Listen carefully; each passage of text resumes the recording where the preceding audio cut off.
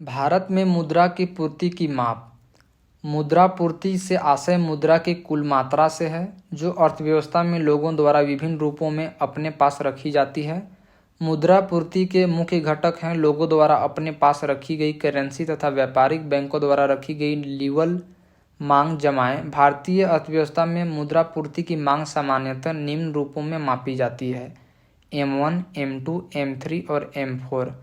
अर्थव्यवस्था में मुद्रा का प्रवाह कहाँ कहाँ व्याप्त है, इस बात की जानकारी रिजर्व बैंक द्वारा रखी जाती है ताकि मौद्रिक नीतियों का संचालन किया जा सके एवं अर्थव्यवस्था में मुद्रा के प्रवाह के स्तर का मूल्यांकन किया जा सके।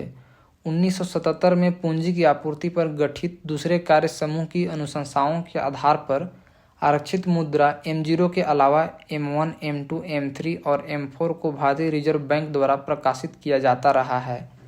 मुद्रा पूर्ति की उपयुक्त सभी अवधारणाओं में M1 मुद्रा पूर्ति का संकुचित तथा सबसे महत्वपूर्ण मापक है। M3 मुद्रा पूर्ति का व्यापक मापक है। M1 सबसे तरल तथा M4 सबसे कम तरल है। तरलता की दृष्टि से इन चारों को क्रम है M1, M2, M3, M4। मुद्रा गुणक।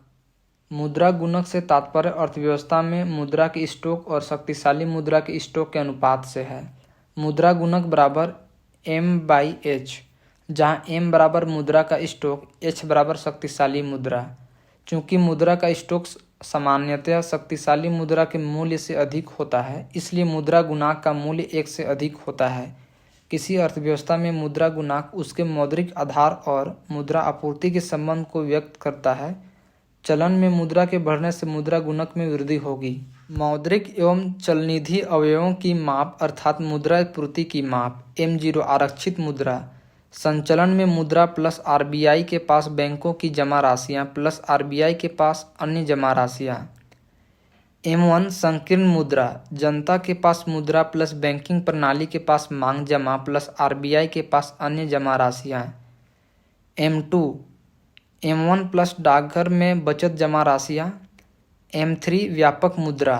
M1 प्लस बैंकिंग प्रणाली के पास समय मियादी जमा राशियां time deposit. M4 M3 plus डाकघरों के पास सभी जमा राशियां राष्ट्रीय बचत प्रमाण पत्रों को छोड़कर। NCERT में M1 और M2 मुद्रा को संकुचित मुद्रा तथा M3 और M4 को व्यापक मुद्रा बताया गया है।